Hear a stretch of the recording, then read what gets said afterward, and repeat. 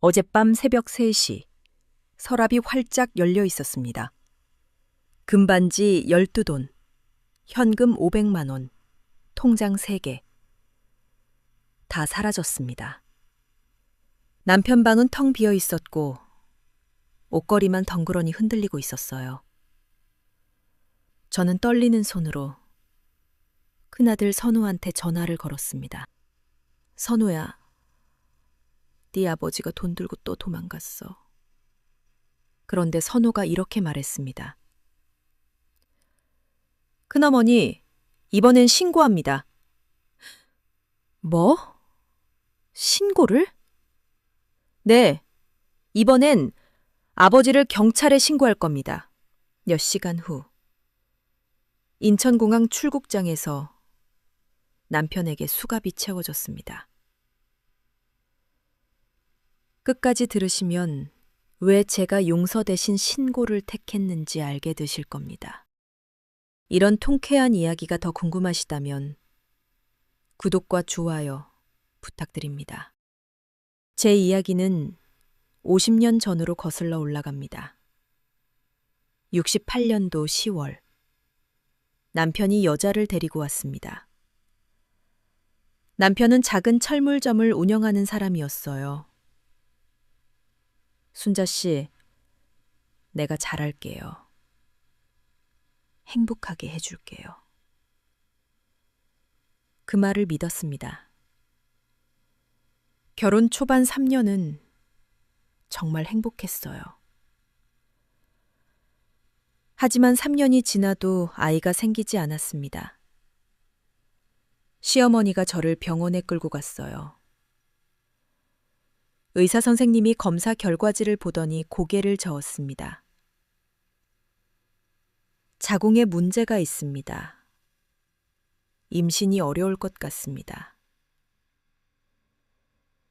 그날 저녁, 시어머니가 저를 방 한구석으로 몰아세웠습니다. 아들도 못 낳는 계집이 무슨 낯짝으로 우리 집에 있어. 시어머니 손에 들린 빗자루가 제 등을 내리쳤습니다. 1대, 2대, 3대. 저는 소리도 못 지르고 맞았습니다. 입술을 깨물고 참았어요. 그날부터 매일이 지옥이었습니다.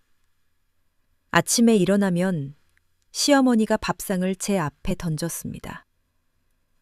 아들 못 낳는 년이 밥은 왜 먹어? 저는 찬물에 말아먹었습니다. 목으로 넘어가지 않았지만 굶을 수는 없었으니까요. 어느 날 저녁, 남편이 술을 마시고 들어왔어요. 얼굴이 벌겋게 달아올라 있었습니다. 순자야, 미안하지만 나 첩을 드릴 거야. 젓가락이 손에서 떨어졌습니다. 뭐라고요? 아들을 봐야겠어. 대가 끊기면 안 되잖아. 저는요. 저는 어떡하라고요? 너는 그냥 여기 있어. 집안 살림만 해. 첩이 아들 낳으면 그 애 키우면 돼. 그날 밤 저는 이불을 뒤집어 쓰고 목 놓아 울었습니다. 베개가 눈물로 흥건해질 때까지 울었어요. 하지만 어쩔 수 없었습니다. 당시엔 이혼한 여자는 사람 취급도 못 받던 시절이었으니까요. 그렇게 해서 오나이였던 겁니다. 순자야, 박영희야. 영희가 고개를 들었을 때 저는 깜짝 놀랐습니다. 너무 어렸어요. 몇 살이에요? 17입니다. 17이요. 제 남동생보다 어렸습니다. 영희는 짐을 들고 안으로 들어왔어요. 짐이라고 해봤자 보자기 하나가 전부였습니다. 거실에 서던 영희가 갑자기 제 앞에 무릎을 꿇었습니다. 형님, 잘 부탁드립니다. 목소리가 떨리고 있었어요. 눈에는 눈물이 그렁그렁 맺혀 있었습니다. 17살 아이가 낯선 집에 팔려온 겁니다. 저는 그 순간 깨달았습니다. 이 아이도 피해자라는 걸요.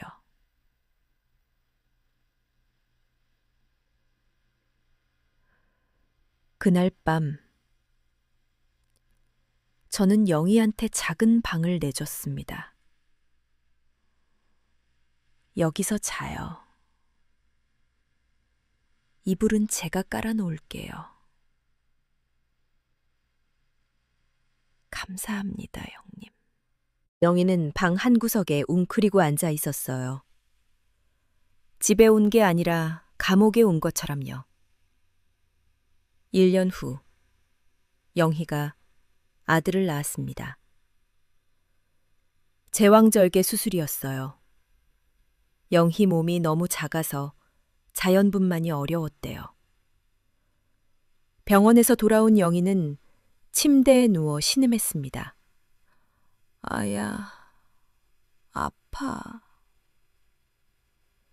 그리고 옆에서는 갓 태어난 아기가 울어댔습니다. 영희가 일어나려다가 다시 쓰러졌어요. 형님, 저 못 일어나겠어요. 저는 선우를 안아들었습니다. 작고 따뜻한 생명이었어요. 제 품에서 선우가 울음을 그쳤습니다. 그렇게 저는 선우를 키우기 시작했습니다. 밤에 선우가 울면 제가 일어났어요. 벽시계를 보니 새벽 2시였습니다. 분유를 탔습니다. 물을 데우고 분유를 타고 온도를 확인하고. 자, 선우야. 배고팠지? 선우가 우유를 빨았습니다. 작은 입으로 열심히 빨았어요. 기저귀를 갈아줬습니다.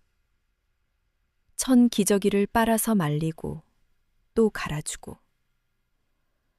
영희는 옆에서 미안하다고 연신 고개를 숙였습니다. 형님, 제가 해야 하는데. 됐어. 네 몸이 먼저야. 영희는 천천히 회복했습니다. 석 달이 지나자 걸을 수 있었고 6개월이 지나자 집안일을 도왔어요. 형님, 제가 설거지 할게요. 그래, 고맙다. 영희는 착한 아이였습니다. 열심히 배우려고 했고 저를 진심으로 따랐어요. 1년 반이 지났습니다. 영희가 또 임신했습니다. 형님, 저 또 아기가 생긴 것 같아요. 죄송해요. 괜찮아. 병원 가보자. 병원에서 확인했습니다. 둘째였어요. 축하합니다. 건강한 아기예요. 하지만 의사 선생님이 걱정스러운 표정을 지었습니다. 그런데 산모가 너무 마르셨어요. 첫째 임신으로 몸이 많이 상했고요. 이번 출산은 조심하셔야 합니다. 얼마나 조심해야 하나요? 많이 드시고 무리하지 마세요. 그리고 출산은 꼭 큰 병원에서 하세요. 저는 영희를 정성껏 돌봤습니다. 아침마다 미역국을 끓여줬어요. 저녁에는 고기를 구워줬습니다. 영희야, 많이 먹어야 해. 네, 형님. 감사합니다. 하지만 영희는 잘 먹지 못했습니다. 입덧이 심했거든요. 토할 것 같아요. 화장실로 뛰어가서 토했습니다. 영희야, 괜찮아? 네, 괜찮아요. 하지만 괜찮지 않았어요. 영희는 점점 말라갔습니다. 임신 7개월이 됐을 때 영희가 쓰러졌습니다. 제가 부축했을 때 영희 몸은 너무 가벼웠어요. 영희야, 병원 가자. 괜찮아요, 형님. 그냥 좀 어지러워서요. 하지만 다음 날도 쓰러졌습니다. 그 다음 날도요. 저는 영희를 큰 병원으로 데리고 갔습니다. 의사 선생님이 검사를 했습니다. 그리고 심각한 표정으로 말했어요. 영양실조입니다. 그리고 빈혈도 심하고요. 당장 입원하셔야 합니다. 입원이요? 네. 이 상태로는 출산이 위험합니다. 영희는 한 달간 입원했습니다. 저는 매일 병원에 다녔어요. 선호를 업고 도시락을 들고. 영희야, 밥 먹어. 네, 형님. 영희는 조금씩 나아졌습니다. 그리고 임신 9개월, 진통이 시작됐습니다. 형님, 아파요. 의사 선생님, 진통 시작했어요. 영희는 수술실로 들어갔습니다. 저는 수술실 밖에서 기다렸습니다. 1시간이 지났습니다. 2시간이 지났습니다. 수술실 문이 열렸습니다. 간호사가 아기를 안고 나왔어요. 축하합니다. 건강한 남자아이예요. 영희는요? 간호사 표정이 어두워졌습니다. 지금 수술 중입니다. 출혈이 많아서요. 제 가슴이 철렁렁 내려앉았습니다. 괜찮을까요? 최선을 다하고 있습니다. 3시간이 더 지났습니다. 수술실 문이 다시 열렸습니다. 의사 선생님이 나왔어요. 마스크를 벗은 얼굴에는 땀이 흥건했습니다. 보호자분 계신가요? 네, 저요. 산모가 출혈을 멈추지 못했습니다. 최선을 다했지만 뭐라고요? 유감입니다. 산모가 사망했습니다. 그 순간 제 머릿속이 하얗게 변했습니다. 영희가 죽었다고요?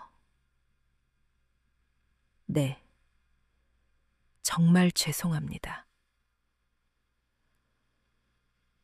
저는 그 자리에 주저앉았습니다. 19살.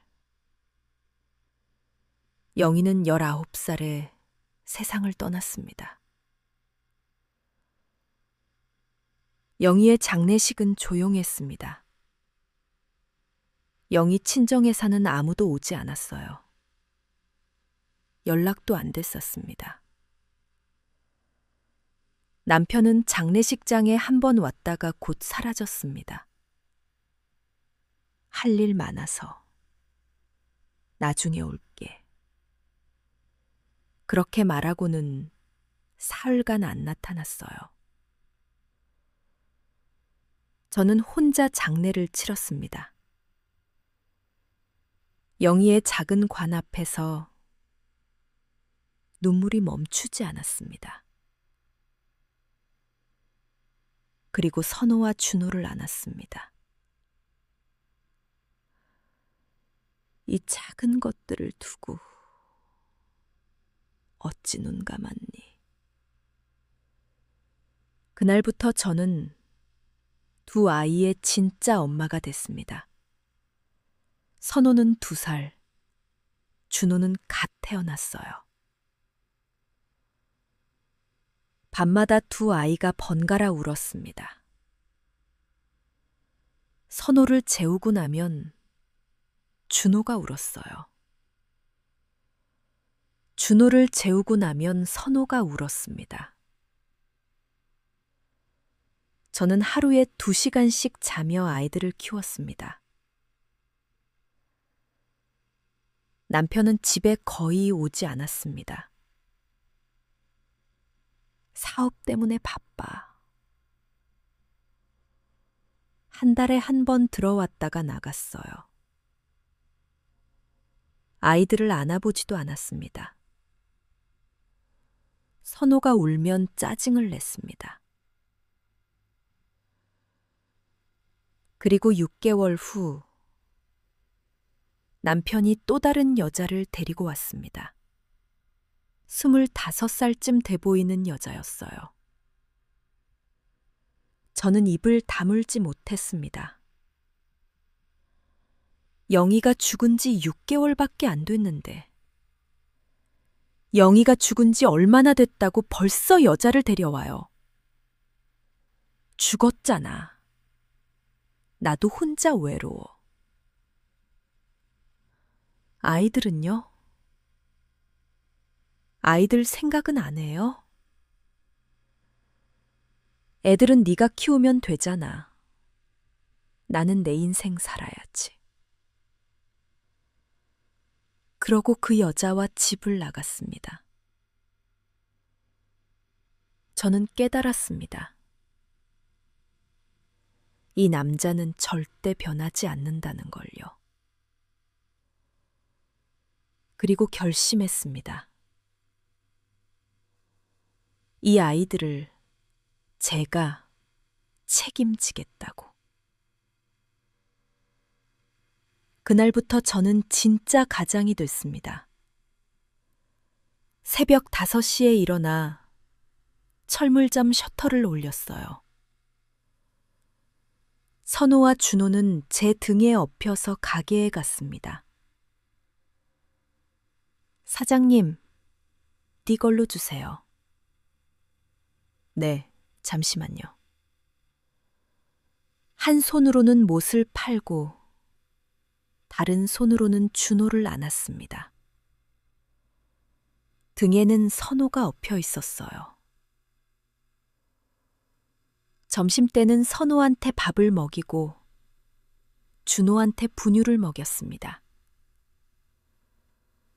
저녁에는 둘 다 씻기고 재우고 그렇게 하루가 갔습니다. 남편은 1년에 2-3번 들어왔다가 나갔습니다. 그때마다 돈을 달라고 했어요. 순자야, 100만 원만 줘. 뭐에 쓰게요? 사업 자금이야. 저는 줬습니다. 안 주면 집안이 더 시끄러워질 것 같아서요. 그렇게 20년이 흘렀습니다. 선호와 준호는 영문대에 합격했습니다. 등록금은 제가 마련했습니다. 철물점 수익금을 한 푼도 안 쓰고 모았거든요. 대학 4년 동안 2천만 원이 들었어요. 두 아들 합치면 4천만 원. 하지만 아깝지 않았습니다. 제 아들들이 대학을 나왔으니까요. 큰어머니, 이 은혜 평생 잊지 않을게요. 무슨 소리야. 네가 잘 커준 게 큰어머니는 제일 기뻐. 준호도 눈물을 흘렸습니다. 큰어머니 없었으면 저희는 고아였을 거예요. 선호는 은행원이 됐습니다. 준호는 무역회사에 취직했습니다. 그리고 둘 다 결혼했어요. 선호 결혼식 날 선호가 제 손을 잡고 단상에 올라갔습니다. 큰어머니, 제 옆에 서주세요. 아니야, 선호야. 큰어머니가 제 엄마예요. 저를 낳아주신 분도 키워주신 분도 모두 큰어머니니까요. 하객들 앞에서 선호가 마이크를 잡았습니다. 여러분, 제 옆에 계신 분은 제 어머니입니다. 저를 낳아주시고 키워주시고 평생을 저에게 헌신해 주신 분입니다. 그 말에 제 눈에서 눈물이 쏟아졌습니다. 준호도 결혼식에서 똑같이 했습니다. 큰어머니가 제 유일한 엄마입니다. 어느 가을날, 저는 영희산소를 찾아갔습니다. 선호와 준호를 데리고요. 영희야, 네 아들들이야. 잘 컸지? 선호는 은행원 됐고 준호는 무역회사 다녀. 둘 다 결혼도 했어. 묘비 앞에 꽃을 놓았습니다. 영희야, 걱정 마. 내가 잘 키웠어. 네 아들들 정말 훌륭하게 자랐어. 그런데 어느 날 남편이 집에 돌아왔습니다. 77의 남편이었습니다. 많이 늙어 있었어요. 이제 나도 늙었어.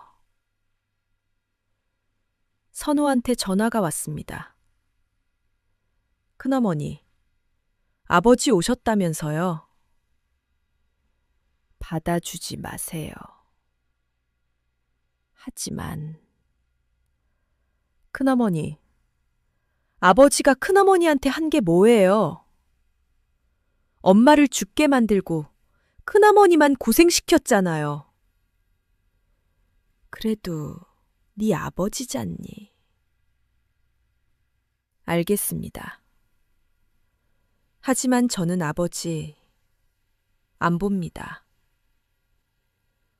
저는 결국 남편을 받아줬습니다. 2년 동안은 조용했습니다. 그런데 작년 가을 남편이 또 여자를 데리고 왔습니다. 최경숙. 58살이었어요. 딸뻘을 데리고 온 거예요. 이젠 헛웃음도 안 났어요. 방 한 칸만 내어주면 된다며 뻔뻔하게도 들어왔죠. 싸울 힘도 없어 쳐다도 안 봤더니 이내 그 여자는 짐을 풀었습니다. 그날 밤 문틈으로 이상한 대화가 들렸습니다. 당신 통장 비밀번호 알아요? 왜? 만약을 대비해서요. 당신 아프시면 제가 대신 찾아야 하잖아요. 저는 그때 이미 이상하다고 느꼈습니다.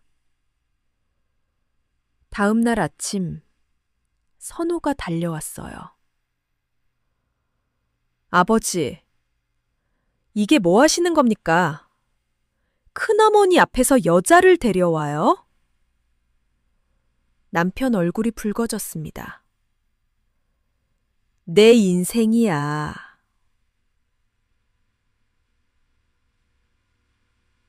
준호도 나섰습니다. 아버지, 이번이 마지막입니다. 저 여자 내보내세요. 남편이 한숨을 푹 쉬었습니다. 알았어. 알았어. 그날 밤 저는 안심하고 잠들었습니다. 하지만 새벽 3시 이상한 소리를 들었습니다. 딸깍, 딸깍. 제 서랍이 활짝 열려 있었습니다. 텅 비어 있었어요. 남편 방으로 뛰어갔습니다. 텅 비어 있었습니다. 통장 비밀번호가 제 통장이었습니다. 도망갔구나. 저는 선호한테 전화를 걸었습니다. 선호야, 네 아버지가 돈 들고 도망갔어. 30분 후 선호와 준호가 달려왔습니다. 큰어머니, 경찰에 신고할게요. 신고? 그래도 네 아버지인데. 큰어머니, 아버지는 선을 넘으셨어요. 이건 범죄입니다. 선우가 경찰에 신고했습니다. 친아버지가 집에서 금품을 훔쳐 도주했습니다. 6시간 후 인천공항에서 남편이 체포됐습니다. 저희는 경찰서로 갔습니다. 유치장 안에 남편이 앉아 있었어요.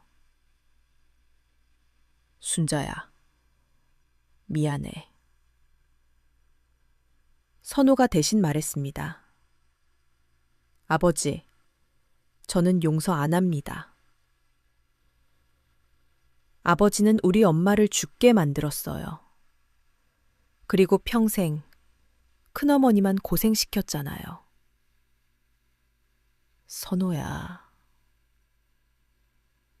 저를 낳아주신 분도 키워주신 분도 모두 큰어머니예요. 저는 큰어머니 편입니다. 준호도 말했습니다. 저도 마찬가지예요. 저희는 고소 취하 안 합니다. 재판이 열렸습니다.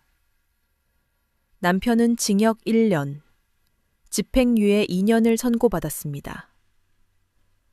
3개월 후 이혼이 확정됐습니다. 저는 50년 만에 자유가 됐어요. 지금 저는 작은 아파트에서 삽니다. 선호와 준호가 한 달에 2번씩 찾아와요. 어제는 선호가 손주를 데리고 왔습니다. 큰할머니!